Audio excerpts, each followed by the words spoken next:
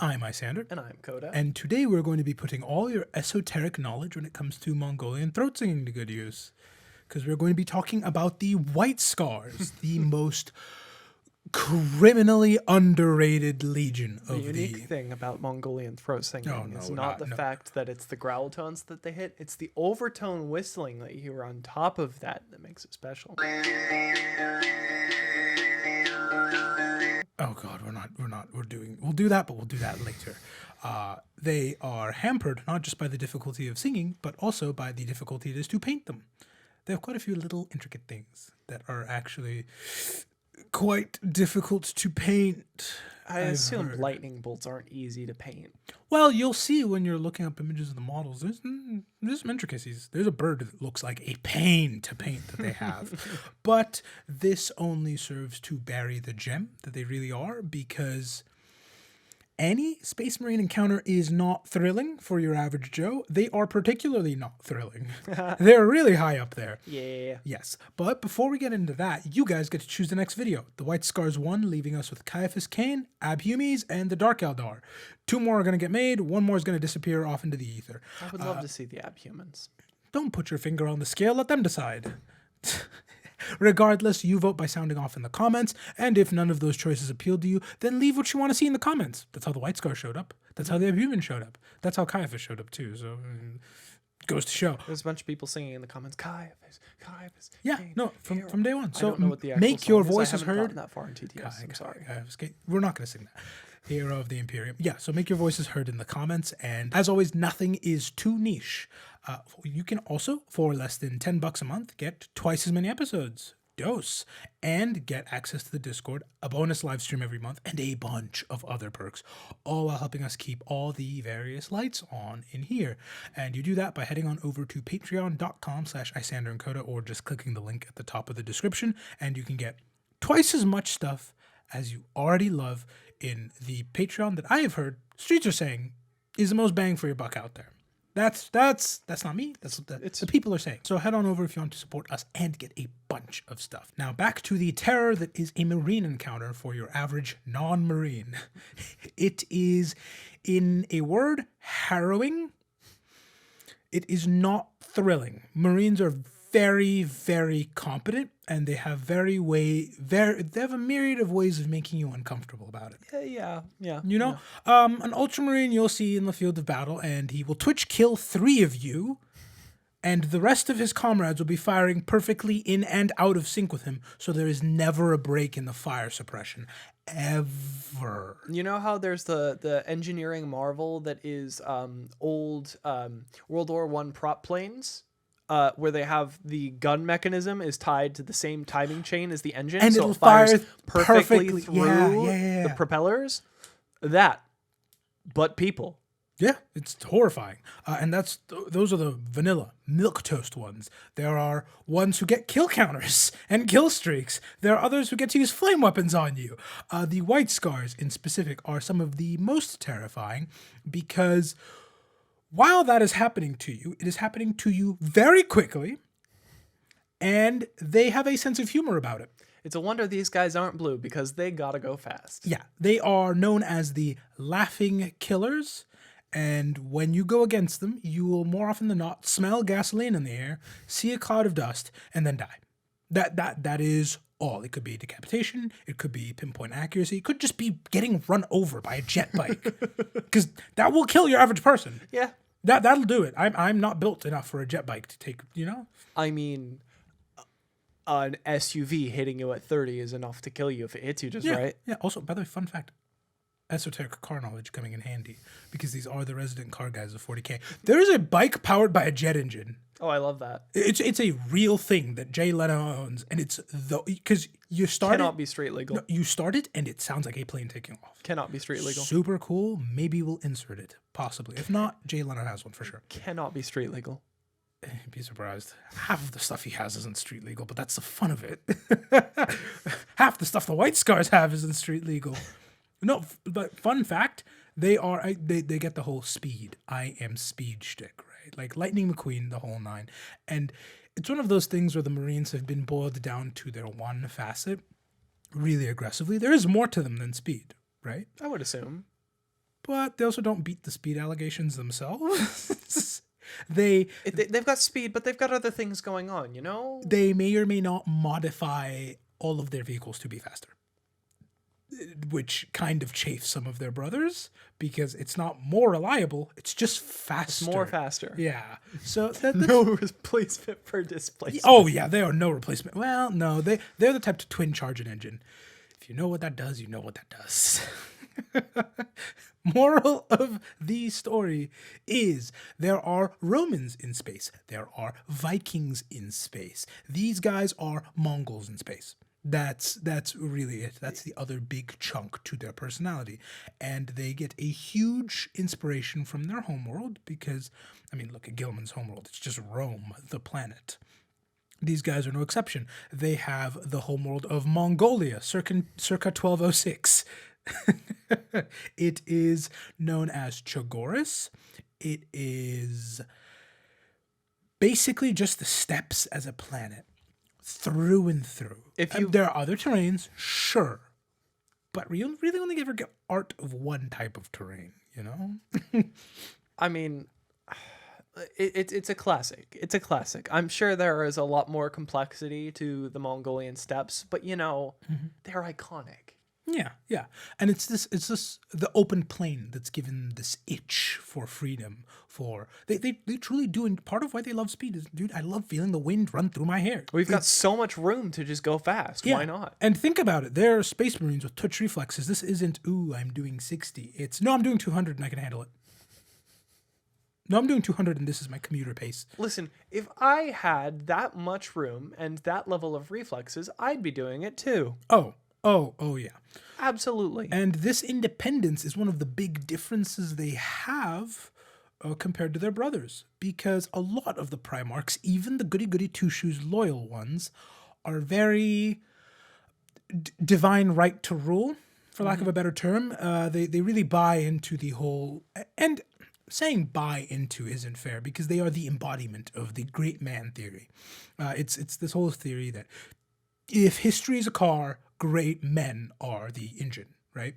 It is the only thing that moves history forward is great individuals who step forward at the right place at the right time with the right skills. And if all of that happens in the right way, the whole planet can change in one lifespan. It's really jarring stuff. The big problem with this theory is it relegates your average Joe to the fuel for that engine. Yeah. And on top of that, as any car guy will tell you, or anyone who has driven a vehicle, not all engines are created equal. You know? There are screaming V10s and 12s that are just shocking in how much they can accomplish with one human lifespan. Truly, there are. Pontiac did also manage to sell cars somehow. You know? I mean, so the old Firebird was okay. Sure, why not? But a 2007 Pontiac Grand Prix? No. There, and it's not just Pontiac either. There are some engines, some great men who, if you leave unsupervised for 5 seconds, will find Rome on fire. And the engine's fiddling for some reason. So, while relying on generational talent has its merit, it really does, it's got its drawbacks. All things have their drawbacks. The biggest one being, I haven't even mentioned that, what if the talent doesn't show up? Okay, cool. History is driven by great men. The engine hasn't been delivered. We have everything. Where the is a crankshaft? Yeah, and this is a situation a lot of the legions find themselves in. Great car. Where's Dad? Help? Somebody needs to pay the child support. It's been 10,000 years. I don't know how we're making rent anymore, okay? And the White Scars have avoided this dilemma by going for a more laissez-faire collectivist approach. Collectivist isn't the right word. It's more individualistic. They got emancipated at 16. Individualistic would be the great man theory, because the great man theory is the individual, but collectivist is... Each individual has more agency, therefore the collective is the great man. However, it is not individualistic in the way that the great man theory is. You get what I mean. Linguistics. It's an important distinction to make. They got emancipated at 16, and they did fine. They're rooming with their buddies right now. They've got a podcast going. It's going okay. Yeah.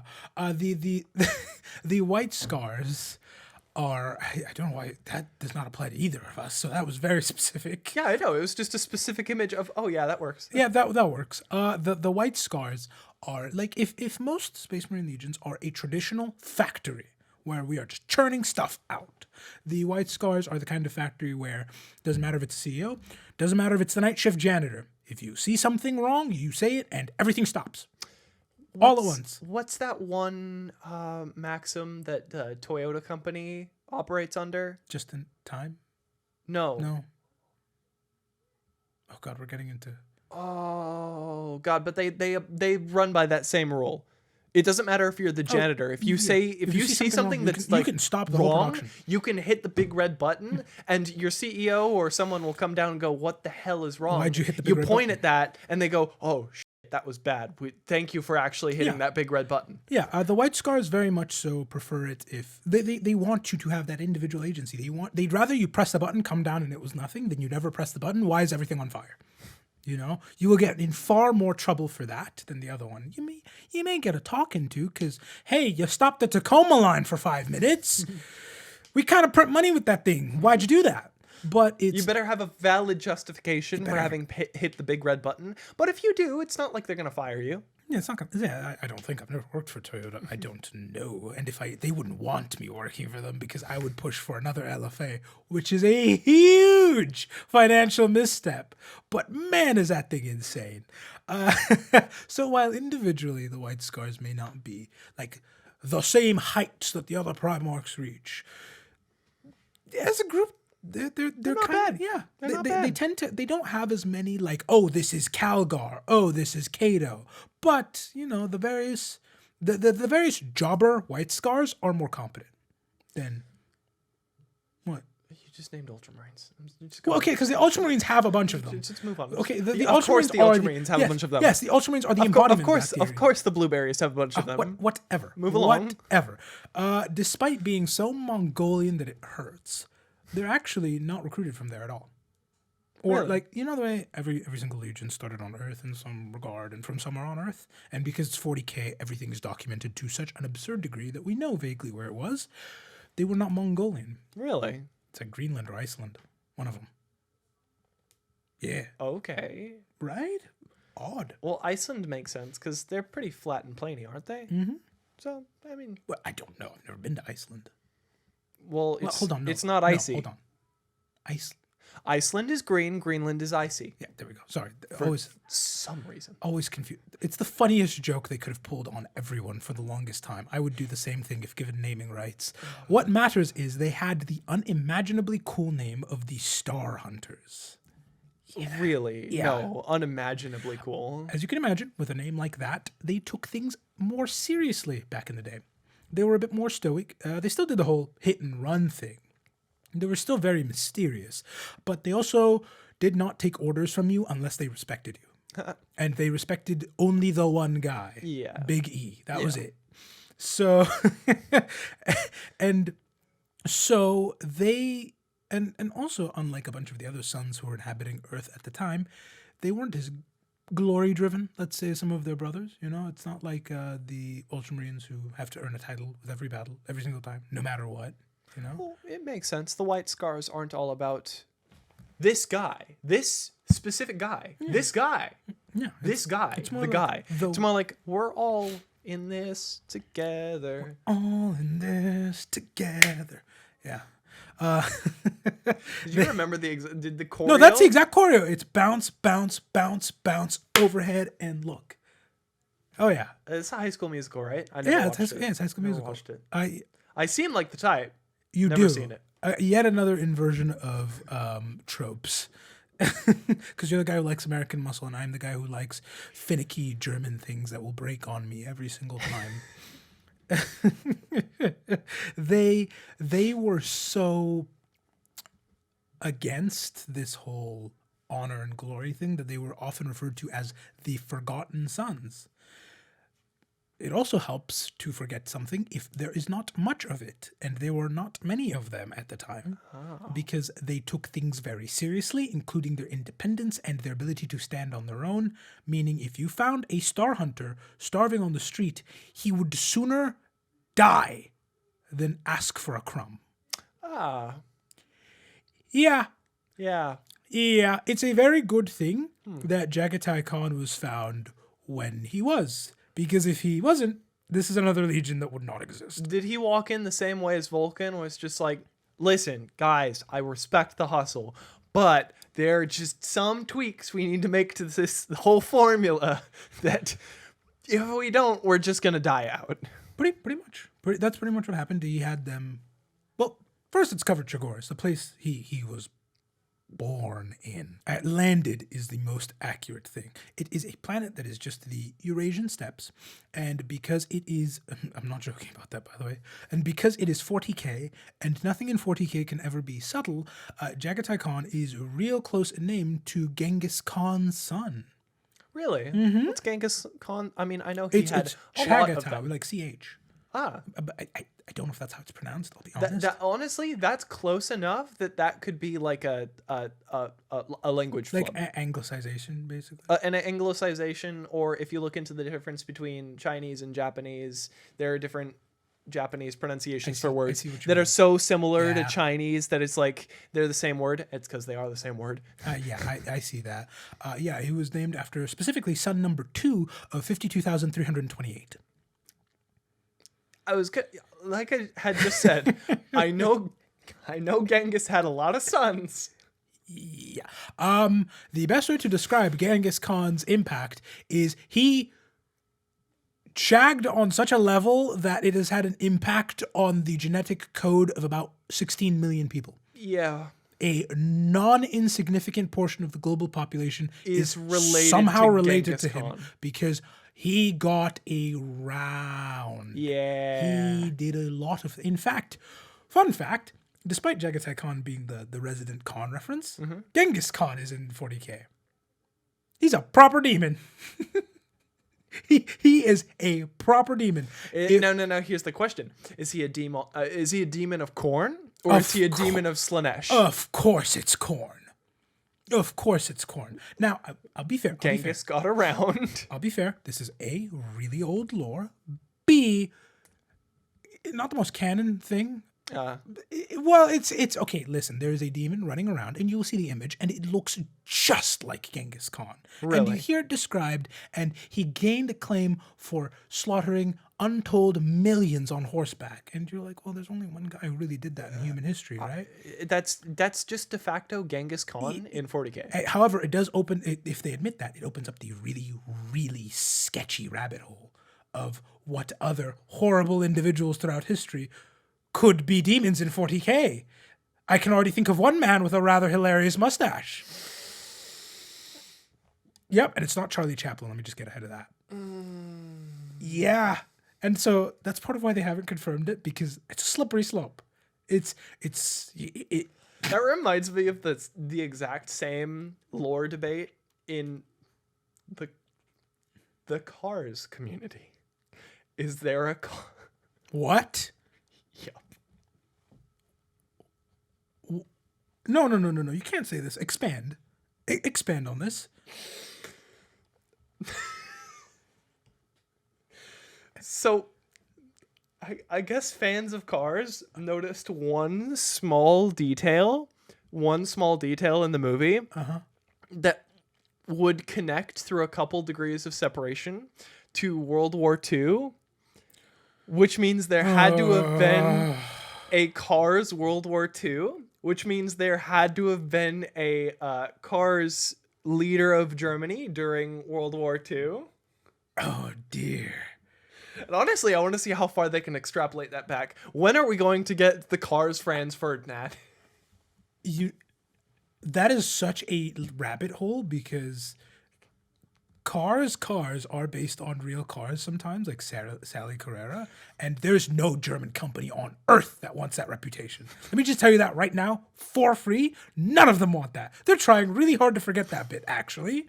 So It's very hard considering you can find logos on... hold on, wait, does that mean that there's a Saddam Hussein?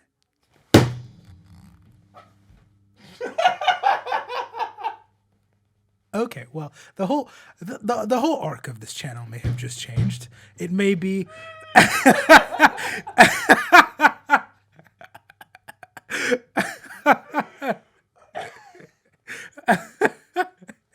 I'm just saying, there's a lot of fun you can have with this. You can go very far with this. And this is why you always double check everything before it ever makes it to the animation floor.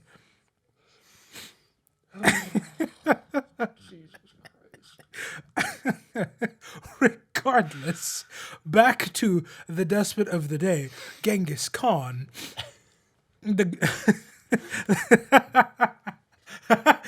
The White Scars have ripped quite a bit out of the Mongolian culture.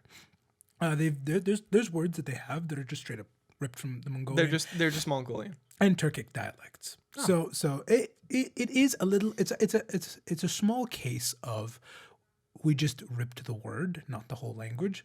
So even though they speak a language and it sounds really close to Mongolian, you translate a bunch of it, and it's not. I keep saying this. So it's very similar to Dune, where they take a bunch of Arabic languages of various dialects and they kind of just mash it together. It all vaguely sounds right, but it's not anything that's distinctive. Because if I remember correctly, there's like Arabic in there. There's a bunch of Hindi in there. There's a bunch of,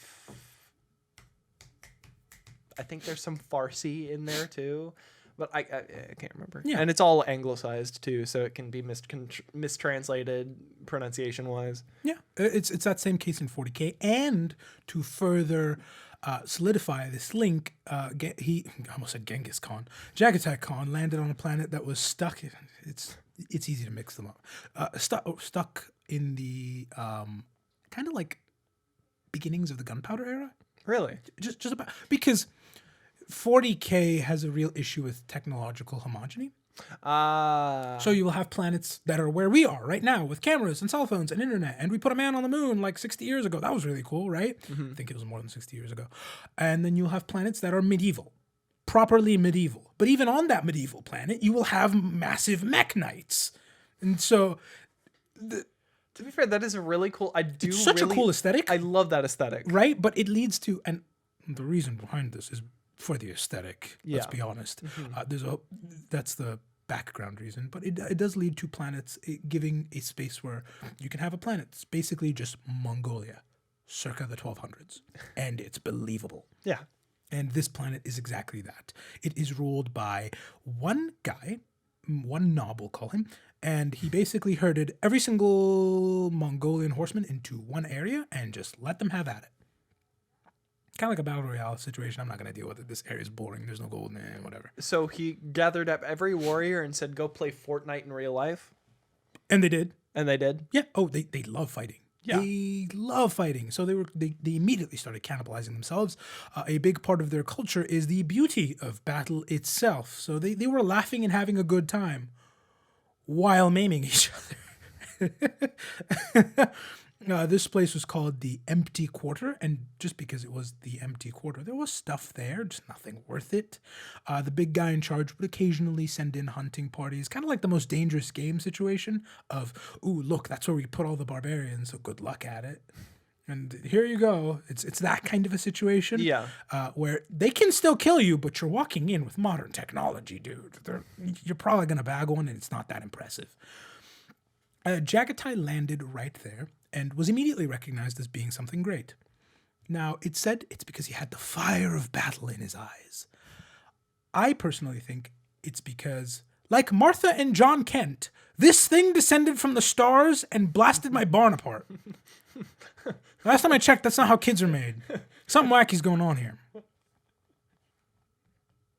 And so, whatever the book wants to code it as, he was immediately recognized as something standout. And he was treated as such. He was groomed from birth to become the guy in charge of his tribe because there's a very fractured and tribal kind of a situation. And it is at this point that the neighboring tribe commits the cardinal sin of slaughtering the protagonist's father.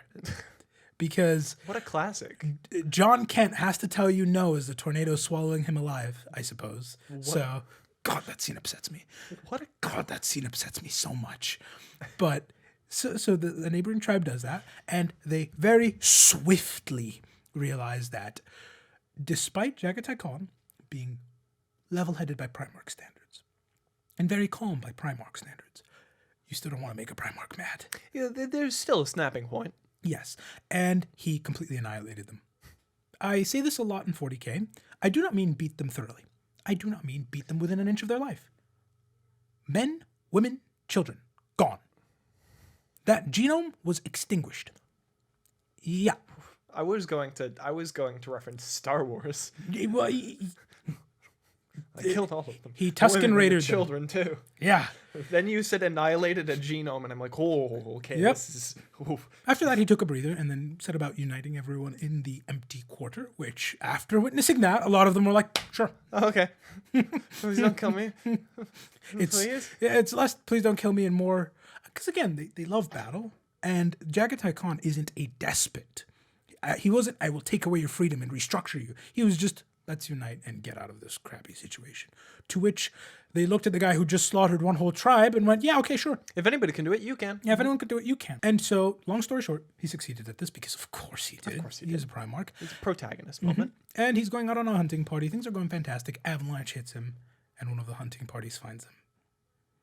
So, things go from bad to terrible for the hunting party. None of them make it back. None of them. It doesn't matter if it's a Primarch trapped in an avalanche. It's still a Primarch. Yeah. You're not locked in here with, I'm not locked in here with you. You're locked in here with me. So they sent back, not they, Jaghatai Khan sent back one guy. Like, I'm talking the level of wounded where he knew he will arrive at the despot's place, say, like, this is the guy who got me, and then die. Which is exactly what happened. Fortunately, that was the despot's son. So a whole war started about this. It would be a whole war type thing. Yeah. It does not go well for him. Does not. This is a Primarch where he unites the planet overnight, effectively. You may as well replace the word Primarch with protag. They're both P words.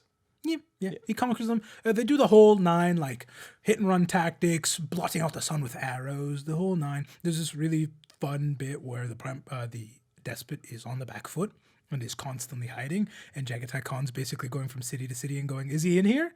If he's not, there'll be consequences. And everyone is just going, no, but we saw him go that way. And the Khan's like, okay, cool, you want to join me? And yeah, okay, sure. Yeah, why not? Yeah, why not? Why not? Yeah, why Please not? don't be mad. Yeah, please don't be mad. And there's this like smoldering city behind him because he is the Genghis Khan analogy. He's letting them smolder just to let the next door village know. Yeah, just to let them know, hey, this is What's going on. Yep. And it is at this point, conveniently, after he deposed the previous despot, that Dad arrives, the Emperor, and he does the whole, good job, Hi, united the planet, hi, yada, good yada, job. yada, Yeah, I'm your dad. Blah, blah, blah. Come on, join They have me. a very weird relationship because, for the most part, you can really sum up the Emperor's relationship with his sons in one word: good or bad. Pretty much from the beginning too. Some of them you just see how they started, and you went, yeah, of course he became a traitor. Of course. They have a very odd one because it's the unlikely pairing of Miss Independent and the Turbo Tyrant. So there's a bit of disagreement there, but critically, Miss Independent here is still siding with the Turbo Tyrant. And we'll cover that whenever Miss Independent, Jaghatai Khan, gets his own episode. It's very unique. Yeah, it's very unique. Very unique attachment For style. now, he got command of the Star Hunters, who he immediately renamed to the White Scars. And the first thing he did was gather them all because they were all over the place. They were scattered. Like I said, they don't take orders from anyone, including each other. But They probably cordon themselves off into like friend groups. Yeah. Just like, oh, hey, we're buds. Let's go hunt stuff. thankfully, Primarchs seem to have this, Space Marines seem to have this thing in their heads that lets them know that's obviously Dad. So they tend to listen to them, no matter how stubborn they tend to be. So they were all gathered together, and they were immersed in Chogorian culture, as well as a bunch of recruits coming in to fill in those who had starved to death. They didn't literally starve to death, but lots and lots and lots of war without asking for help will thin your That'd numbers. do that to you. Yeah. And so a lot of them were reinforced with Chogorian help, and that is how we got to the modern White Scars, who maybe got their name because of a Chogorian tradition where you scar your face and then basically pound in white ash to give it that look. Give it a white scar. Yeah, exactly. That's one way they could have had it. The other way is the armor that they wear everywhere. Is stark white with a scar through it? Or it could have just been the name of a tribe from his homeworld. Whichever one you prefer. It's There's one a of lot those. them. Right now, they share Jagatai's dream of uniting all of humanity under one banner. And they mainly do that through battle, like all things in the Imperium. Them specifically it's a love thing. This is a hobby. They're doing this for the love of the game, not because Dad told me to. They like. I would have done this anyway. Yeah. Mm-hmm. That's just pointing me in the right direction to be doing this. Exactly. And something really neat that Jaghatai Khan did is specifically once, the reinforcements came in from his world and the Earth ones were healthy again, he mixed them up. Really? Yeah. He deliberately took them and mishmashed them so that they would get to experience a bunch of other cultures, a bunch of other outlooks, and they could really individually develop. Because that is something that really helps individual development, seeing things through other people's lenses in new ways. That's pretty good. And actually. that's how Jaghatai Khan avoided the whole, well, I was the original one from Earth. Who are these new losers? And why are they coming in at such a fast rate? Because nobody knew. They got mixed up so hard. They got mixed up so hard, it was like, it doesn't matter. That's a White Scar. Does not matter. I know him. He's competent. He's my brother. Okay. Jaghatai Khan? Based? Big brain. Incredibly? He's good at this. He's good at this whole leadership thing without really wanting to be a leader, which the best leaders tend to be the ones who don't want it. The power-hungry ones are the ones you don't want. Regardless, one of the more interesting things about him is there's this old story that runs around, this old chestnut, about how Slaanesh had originally wanted Jaghatai as her first pick, their first pick. Slaanesh? Yeah, not Fulgrim. You mean? Yeah. You mean not Angron? No, Slaanesh got Fulgrim. Angron was gotten by Khorne. You guessed in the previous episode. You guessed that Khorne would want Jaghatai. Yeah. No, it was Slaanesh who wanted Jaghatai. Again, it's an old story passed down. Slaanesh wanted him. Yeah. Why would they want? Well, because Fulgrim is one of the big things about Fulgrim is he's very high art, very high culture, very it's that very Western European hedonistic kind of. And so all Slaanesh had to do was walk up to him and go, "Hey, do you want to shag while listening to Beethoven?" Yeah, exactly. Mona Lisa's on that wall too. You can look at it instead. It's not nouveau riche. It's not old money, but it's not nouveau riche either. It's my dad made a ton of money. It's that level of culture. My dad made a ton of money, and now I get to eat grapes and look at paintings all day.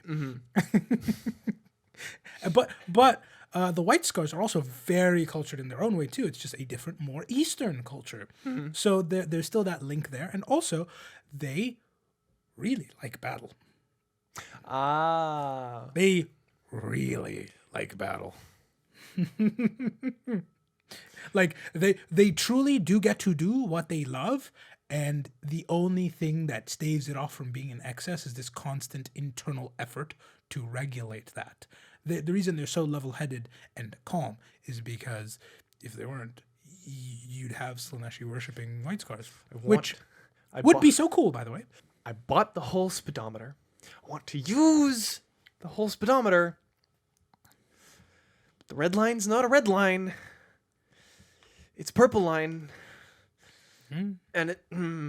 okay, I will resist the urge. Plus, I mean, you look at it and...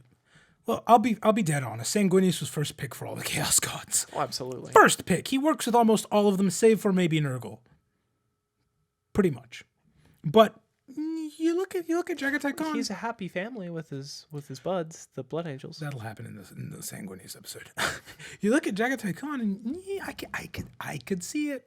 I can see the speedsters falling for it. I mean, because at first you're like, oh yeah, Slaanesh, they're just the god of horny. It's the god of excess. It's the god of excess, not the god of horny. The god of horny is a stereotype. Well, and it's you hear people describe their hobbies, and sometimes it does sound a little horny. I've heard many a car guy describe cars in ways that I've only heard women get described. I've heard people describe cars, and it's like they're describing it in such a way where it's like, are you at half mast right now? No, I will be dead honest. There's some cars. I promise you now, there are some cars out there that sound so good they have gotten someone at half mast, if not full mast. That's a promise. Don't look at me. Are you sure? Yes, I'm positive. Okay. No, the closest thing to give a frame of reference for the levels with which they truly love this, and this is why they have the speed reputation too, is it's the equivalent of, and this may only make sense to like 5 car guys in the comments tops, but those 5 are gonna love it. It's the equivalent of the type of person who loves cars. I don't just mean loves cars. I mean loves cars. Drives an old rally or track legend with a race clutch and transmission, has no heating, has no interior, the seats are god-awful, the thing rattles, I can hear the engine at any speed possible, and the windows are decorative. I am sweating, I have gone around the block, and I have the vapors, and need a minute, but I love this thing. That's the kind of person it is. It is the true, I just love motoring, and I don't care what it costs or how painful my leg is after this. Jesus. That's a real thing, by the way. I've heard people describe driving certain cars, and it feels like a feat of athleticism. I've driven some cars and left sweating. I know people who drive with like heavy clutches, and it's just like every day is a leg day. Just left leg, no. Oh, just left leg. Just left leg, no. For sure. Thankfully, they did not overdo it. They have not fallen to Slaanesh. And a big part of why is because, like Sanguinius, Jaghatai insists they have hobbies. So go work on your jet bike. Go knit. Go knit. Paint. Do something. Go speedrun Mario 64, whatever. That's probably the one. Oh, yeah. That's probably throat the one. Singing, too, probably. Oh yeah, absolutely. Yeah. Horseman, like a horseback archery. That kind of. What is that? I don't know if it's an Olympic sport where they kind of like prance about with the horses, do tricks.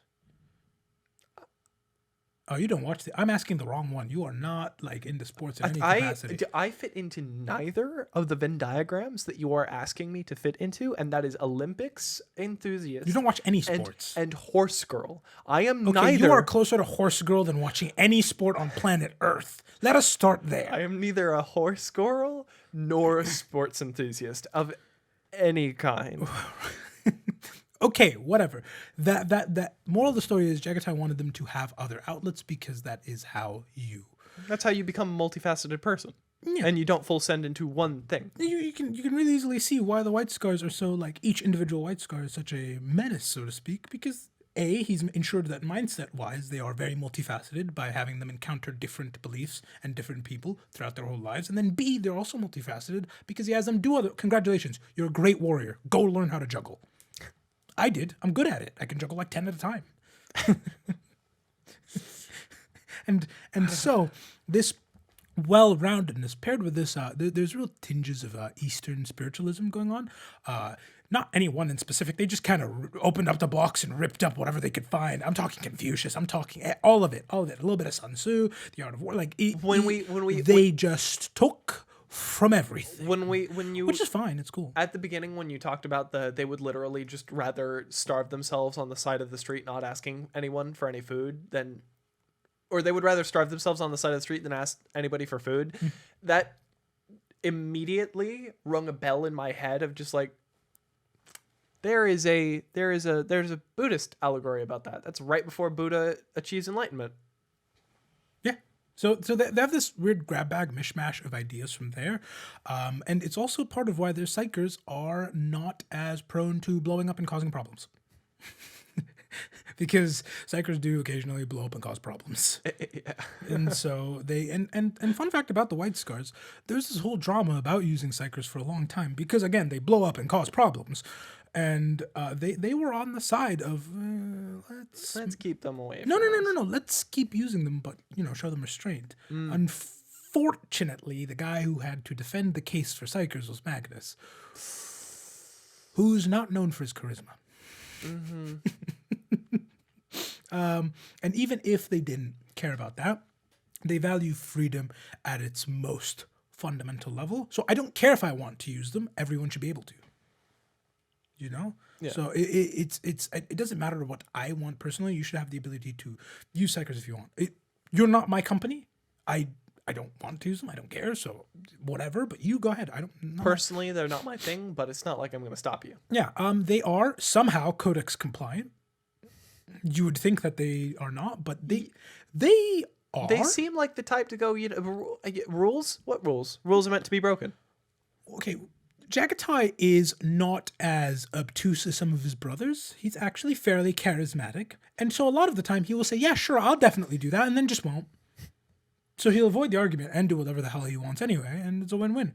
And so when this whole book was pitched, Jaghatai was like, okay, cool, this is fine, we'll do this.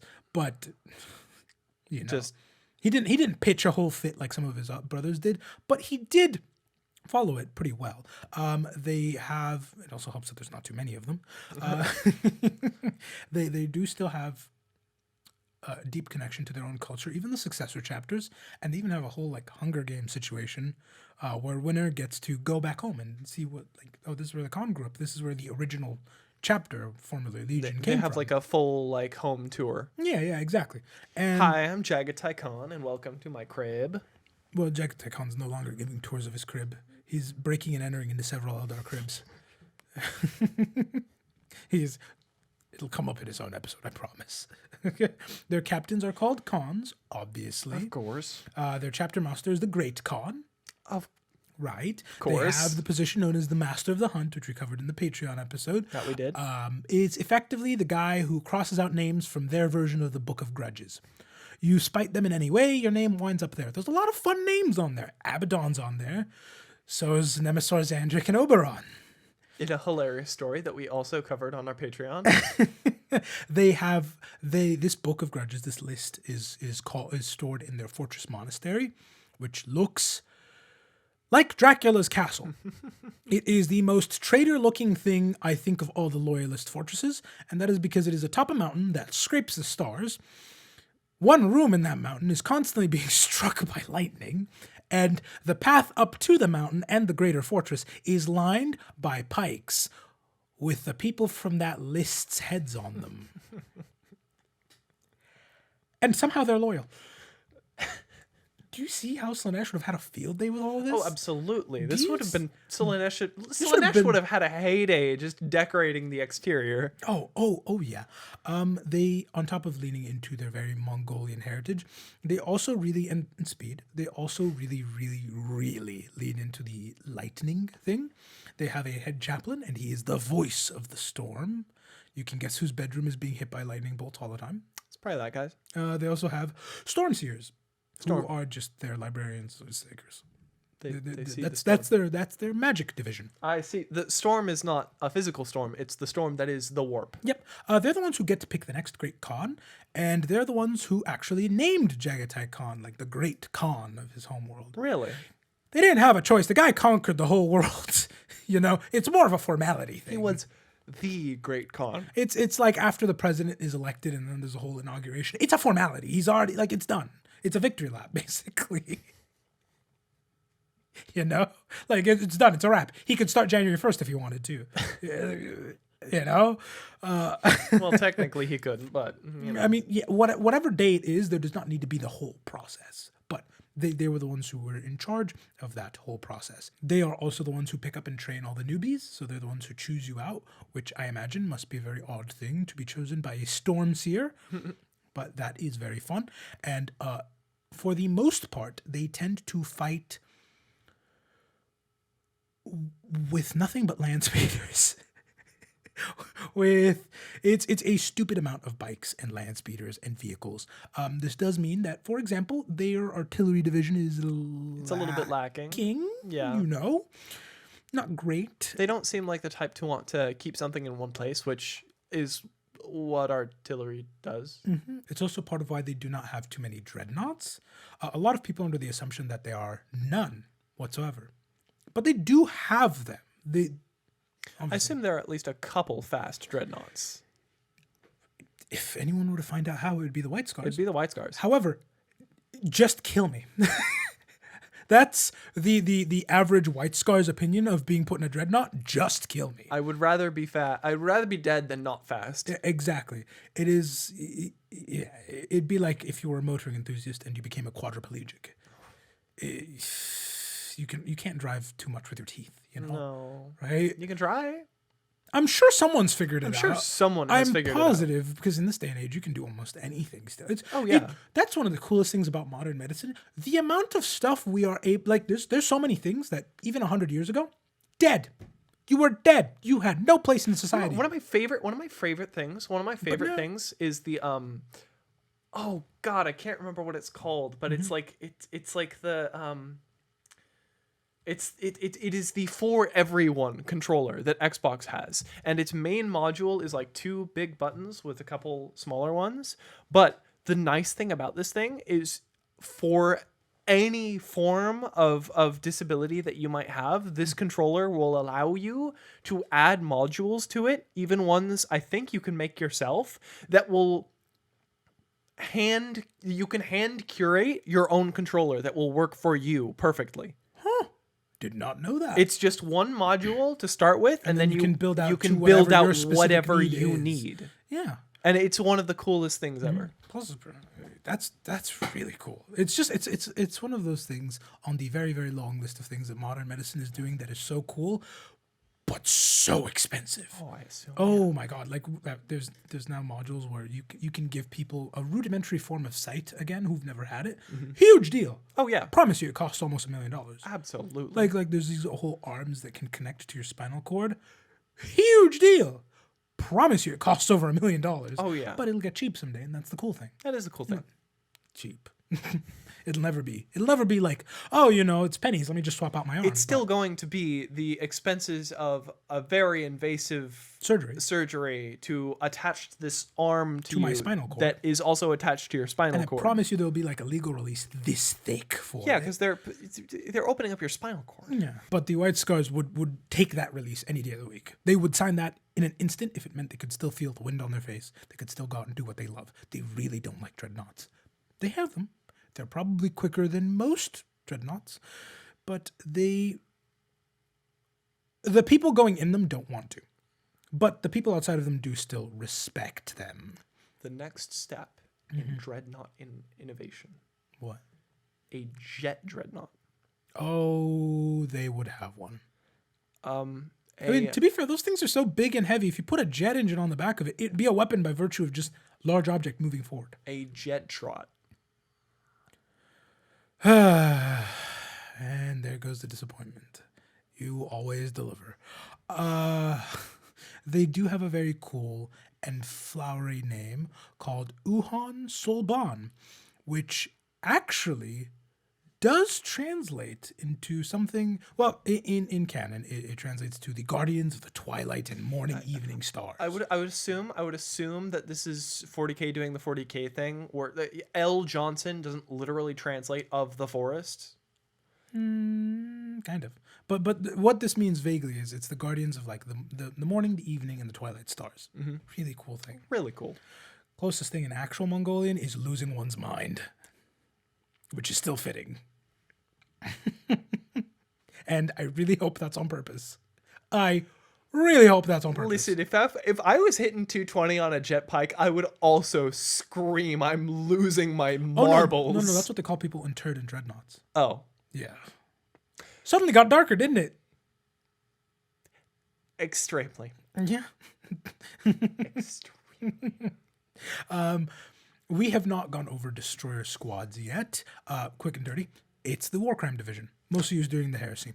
The reason I'm bringing this up in this episode is because they have a very fun take on the destroyer squads. Not every Primarch liked these, by the way. Vulcan, despite being the primary flamethrower user, did not enjoy them. And to be fair, there's a difference between flamethrowers and the worst napalm imaginable with a gamma gun behind it. It's really mean stuff. It is really mean stuff. But Jaghatai is a bit of a pragmatist. So he was like, okay, cool, we can use them. And so he gave them this really cool, all red with white striping design and this kind of Oni look on their shoulders. Oh, that's really cool. Oh, and it's so cool. Oh, that's really cool. And I've seen people who've painted models and made custom models, and they gave them like an Oni helmet too. And it really fits and gives them this kind of, considering their title is the Dark Sons of Death, it gives them this really demonic feel. It's very cool aesthetic. Cool. They only really answered to Jaghatai, and they are rarely deployed, but when they do, it is not great. They are quite literally seen they're seen like Oni. It's a bad omen that they're here now. Yeah, something has gone horribly wrong that we have had to use these guys. If the White Scars are fighting and they see them, they go, oh. Great. Yeah, I'm going to need to pray over this. I'm going to need prayer and a therapist. Yeah. During the Great Crusade, for the most part, they were an accessory. They didn't do very much. I'll be dead honest. And they did some things. They killed a few Eldritch Abominations, but it's not like Horus did, where he got top billing for the entirety of the Great Crusade. We knew exactly what he was doing at every phase, and he was constantly doing something important. We can tell that some of the writers have their favorites when it comes to Primarchs. And also, the Great Crusade is being revised as we speak. It's being touched up. During the Heresy, they really do start doing some interesting things because they were in a weird place. A lot of the Primarchs you could tell from the beginning, like I said. Horus has turned traitor. Okay, Mortarian's obviously a traitor. That's cool. Perturabo's obviously a traitor. This is easy. Dorn, Gilliman, they're goody-goody two-shoes. They're with Dad, obviously.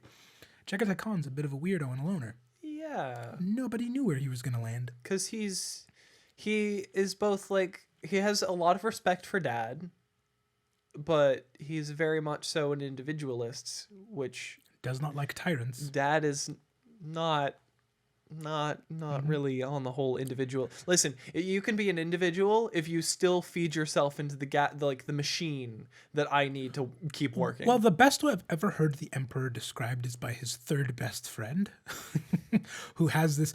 40k is so wacky and fun. The Emperor's third best friend is an augmented superhuman, and he has this weapon that he wields that will immediately give whoever he kills with it, he will get all of their memories after he kills them. Every single one up until the point of death, meaning he will feel the fear that they felt upon encountering him. And he's a Custodes, so it's quite a bit of fear. It's a lot of fear. Moral of the story is, I love it as he's thinking through his life and the many lives he's taken, the thousands of lives he's taken, and he can hear all their voices and how they died and what their flaw is and how they viewed certain things, how they viewed him. And every time he thinks on the Emperor with all these lenses, one word rings out from all their voices, which is tyrant.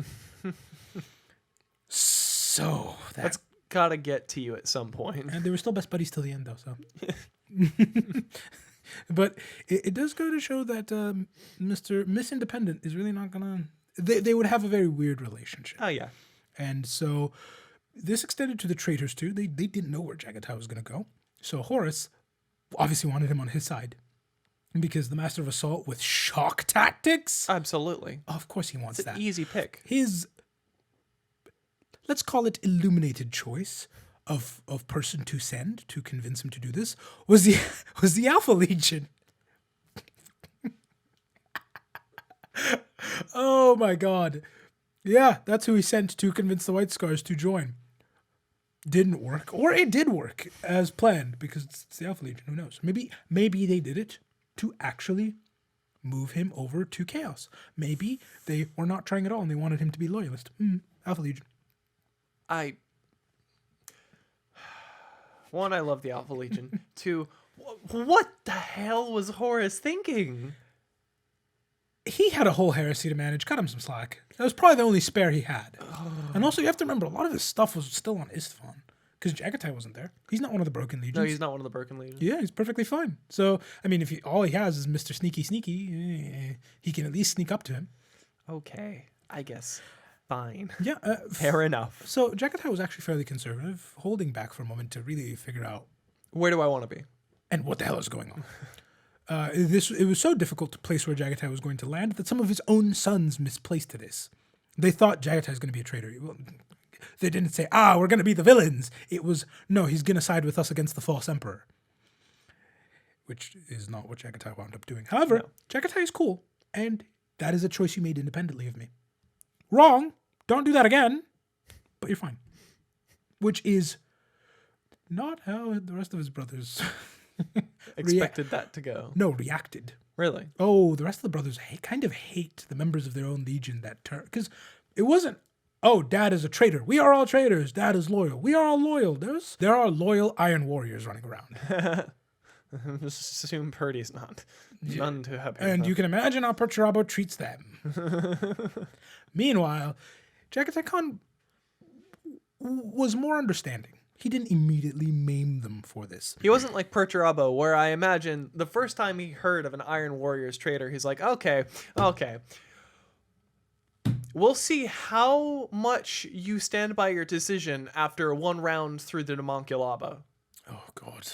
Yeah, that is basically what Perturabo would do. So when the Khan got back, because part of what he was reflecting on, he was also speaking to one of his brothers, a bit of the Lego set known as Magnus, because that is something that happens to Magnus sometimes. He breaks into a Lego set and is incomplete, and there are some pieces still running around today. That's not a joke, by the way. So he came back, discovered that A, some of my legion has gone traitor because they truly thought that I would be, but that's not what I'm going to do. And B, oh my God, my brothers just all got massacred on Istvan. What is going on? And so they immediately rush to try and catch up because they're on the back foot of the heresy. Don't do a whole ton until they make it to Earth, where they actually do a decent amount. Really? Jaghatai specifically decapitates Mortarion. Huh. Full bore. That didn't last long, though, did it? Of course not. Of course not. Moritarian's still a player today, so I assume... Yeah, he beat the brakes off of him. And the White Scars, all in all, were very helpful. However, it did not change the result. Yay. Chaos 1, Imperium 0. And during the Great Scouring, they took this out on the Traitors and the Eldar. Mostly the Eldar. Why the Eldar? The Eldars are just like, what the hell do we have to do with this? Well, they happen to be around their homeworld. And by around their homeworld, I mean doing dark Eldar things on that homeworld. Yes. So they did deserve it. They did deserve it. Yeah. Yes. I mean, the Craft World Eldar are catching some strays there, but... Do you think they're going to bother to make the distinction? No. Let's be dead honest here. No. Yeah, and so that's where the White Scars left off. Dad went off and vanished to keep killing Eldar because... Why not? Miss Independent. And since then, they have been kind of active participants in a lot of wars, but not the forefront of a lot of wars, if that makes sense. Yeah. They helped in the Plague Wars. They were not the stars of the Plague Wars. They helped in the 13th Black Crusade. They were not the stars of the 13th Black Crusade. They helped in the Third War for Armageddon. Because, man, Armageddon needs to change its name. No, just leave. They've been invaded Just leave. more times than any other legion, I think. Just leave. Because they constantly leave their homeworld unguarded. And they were also part of the Arcs of Omen thing. Listen, if I was the mayor of a city named Murder, Massachusetts, I think I brought up Murder, Massachusetts before, and the place kept having serial killers show up and stab a couple people and then get caught and go, oh, yeah, I just like the idea of murdering Massachusetts. I would just decommission the city. Well, the funny thing about... Just decommission the city. It was bad from the start. Why the hell did we name it Murder? Just leave. The funny thing about Armageddon is it was originally conquered by the Emperor from the Orcs, so it's technically... They just want their stuff back. So it'd be like if you found a town of serial killers, killed all the serial killers, and then took over the town and named it Murder, Massachusetts. And then serial killers kept appearing. Now there's a third serial killer war in Murder, Massachusetts. You took my favorite skin. I'm going to take it back. Yeah. So they have participated in pretty much every major offensive. Just leave. Just leave. They will not. Just leave Armageddon. It's called Armageddon. Just leave it. No, they're not going to leave. That's not how the Imperium works. Actually, the White Scars benefit very heavily from the Imperium's current status quo of eternal battle because they get to do their favorite thing forever. Which is fight. Yeah. These guys would probably suffer the hardest if the Imperium ever hard won. Because Where'd the fight go? yeah, you know what I mean? Can we at least keep the fight pits? Yeah, but because of the Imperium's current state of perpetually not losing but perpetually not winning, they're doing great. They're doing awesome. They are having a ball of it despite everyone else not really. You know, when you like what you do, when you like what you do for work, you never work a day in your life. Yeah. They are. Oh God, I just remembered something. There's a third Genghis Khan stand-in. Really? Jaghatai Khan, Doombreed, and then Asbaramel. Or are those other two? One is the demon I mentioned, Which one is that one? and the other is another demon. No, which one is the The one? ones that are not Jaghatai Khan. Because there's a Jaghatai Khan. Yes, And then there's two other names that I don't recognize. Doombreed, and then Asbaramel. Both demons. Of course. Yeah, and both very heavily Khan inspired, let's say, but will not outright admit it. Some more fun facts about them is back in the day, like every other legion, they were very, very different from their current iteration. They were more fleet-based in the old lore. They've also fought the Tyranids quite a few times. For the people who turned traitor because they thought, oh, Jaghatai would obviously be a traitor. Like I said, they were forgiven, but it's still Space Marine forgiveness. So congratulations, you get to serve in a special company called the Vengeance Company, and you're going to be sent on the hardest missions until you die because that's how you atone. So they got to die doing what they love. Yeah, but it's just like, you're still going to die. And they almost got Mortarian. Really? Yeah. They really wanted to make amends for what they did. They really thought they were making the right call. Huh. Yeah. Huh. Yeah. Damn. They're completely opposing to the Death Guard in every way, who are the slow, steady, just... So we've got the tortoise versus the hare situation. And the hare's beating the brakes off the tortoise every time. The Death Guard cannot catch a win against these guys. To save their Poor tortoise. lives. I like tortoises. Well, I like tortoises. this tortoise has a fungal infection. You really should not be a fan of this tortoise. It is not doing great. Poor tortoise. Definitely does not brush and floss. That is a fact. Okay, do they do that normally? Have you ever seen a tortoise brush its own teeth? Fair enough. That does wrap up this episode on the White Scars. We're doing the thing where you're judging a fish by its ability to climb a tree. Leave the tortoise alone. It can't brush its teeth. It doesn't have opposable thumbs, let alone thumbs. Well, I've not seen anyone asking for a tortoise episode either, so get bent. I'd love a tortoise episode. We'll see if it happens. Was there anything you thought about the White Scars? What did you think of them? I really listen. I really love Gotta Go Fast. Yeah. Gotta go fast. Gotta go fast. Shoot, I should have chosen chili dogs as Jaghatai Khan's favorite food in the last episode. Fast food was funny though. Fast food was funny. I'll take it. One thing that viewers may or may not know about me, I may have mentioned it before, but I can relate to the going fast with the wind on my face. It's very fun. I go out like electric longboarding and I go as fast as I possibly can. Sometimes I crash. Sometimes I don't. There's a couple videos from earlier in the year where I am scarred. Oh yeah, from a longboard accident.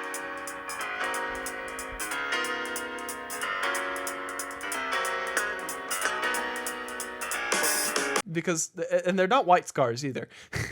Well, I mean, technically speaking. They're very red. Scars on white. I mean, yeah. They're very red. But yeah, so I can relate to the whole gotta go fast thing. I really like the gotta go fast thing. I think they're not my first choice if I wanted to be a Space Marine Legion, but they definitely are very close. Maybe second, but I have yet to learn about all of them in depth. So Yeah, we haven't covered them all. I love the it is both a blessing and a curse, but also a lot of the legions are leaning into it harder. You're seeing with different chapters, they're taking on different cultures, like the space sharks becoming more Polynesian over time. I would really love if we got to see more different like Asian cultures represented in the various chapters. I think I would love to see just hard proper samurai. oh yeah, So cool. dude, Edo period, any form of like I honestly, Like old Chinese warriors wielding Guandao. Like, come on, it's so cool. honestly, I think you could justify any form of like culturally inspired chapter for almost any of the legions. Yeah, pretty much. Like I think honestly, you could even give like an Edo period Japanese inspired chapter to the Ultramarines. No, they're hard Rome. They're hard Italy. If the Ultramarines were to build a car, it would not start the first time, and the windows would fall off at maximum speed. Because Italians make very good-looking cars and good-sounding cars, but not good-running cars. Trying to think through because that was maybe not. I don't know. Yeah, I think it would be hard white scars also because they're super fast. I would not mind a legion that just does not bother with the weapon thing and just hand to hand. Because listen, Aikido is completely useless. But if anyone could find a use, it would be a Space Marine. Oh, absolutely. Come on, just the full bore. Like, yeah, you're hitting me, but all your force is going right back into you plus mine. Which the Space Marine, so that's quite a bit of force. That's a lot of force, Right? There's a lot of potential there. There's a lot of badassery to be had from those cultures. Absolutely. 101 different ways it could go, and that's not even touching on the Korean stuff too. So Oh, Korean stuff would be cool. I'm just saying, there's options. Korean stuff would be cool. There are options. No, I would love to see. Oh God. We've mentioned him before. I can't remember his name, but the Emperor of Korea who literally Sejong, who invented Hangul, the language structure or the written sentence structure that they still use today. That would be a really good Thousand Sons chapter. No, I'll give you that. That'd be a really cool Thousand Sons chapter. They have more of an Egyptian vibe. I get they have more of an Egyptian vibe, but they do have the very scholarly thing, and Sejong was like the scholar emperor. Honestly, all of the Space Marine legions kind of have there's a lot of them you can just point on a map where they come from without thinking too hard about it. Yeah. Like, and I do like that because, come on, Vikings are cool. Put them in space? Dude. Romans are cool. Put them in space? Dude. It's such a free and easy, and I'm so gullible. No, actually, the first thing that my brain went to when you said, "Oh yeah, you could point to something on Google Maps," and it's just like, "Oh, here's a Space Marine chapter that's influenced by that." Mm-hmm. My first thought was the space sharks doing a haka, horrifying. Like magnetically attached to the top of one of their ships. Oh, they totally would.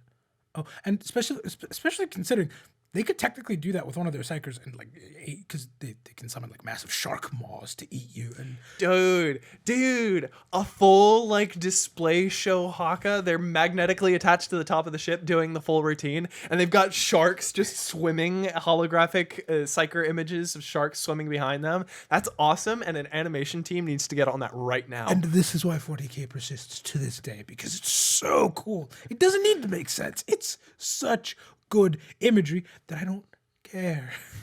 I don't care. I'm always left wanting more. Every time I do one of these legions, I'm like, man, damn, kind of wish there was more about It'd be cool if there was more to this. Yeah. There's way more of this. But I get that there's so much to 40K that's like you to flesh every single avenue out would take centuries. Oh, they got time. They do have it's time. Not like 40K doesn't pay. they have both the time and the funds. So. Yeah. Because I'm pretty sure they have all of our funds. So.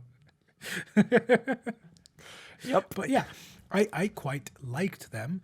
I was always pretty fond of them beforehand, but I'm a bit of a car guy too, so I quite like them even more.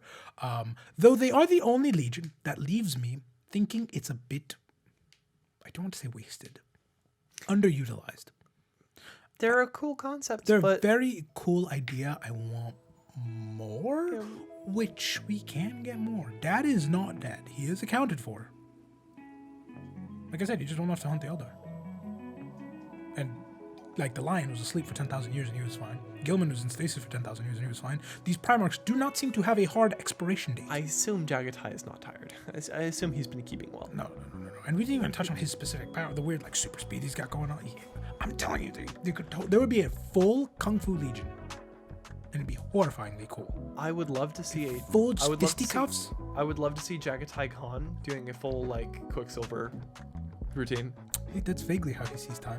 It's not that egregious, but it's a little bit of that'd be awesome. It's part of why Mortarion lost. I'd love that. I'd really love that. It's part of why that turtle lost to the hare. The hare is it's really quick. But listen, the hair goes so fast that quantum physics breaks down. Yeah. Thank you, as always, for tuning into this episode. Remember, you have the 3 choices. I almost said 4. And one of them will disappear into the ether. I don't know until when. Caiaphas, the Abhumans, and the Dark Eldar. Make your voices heard.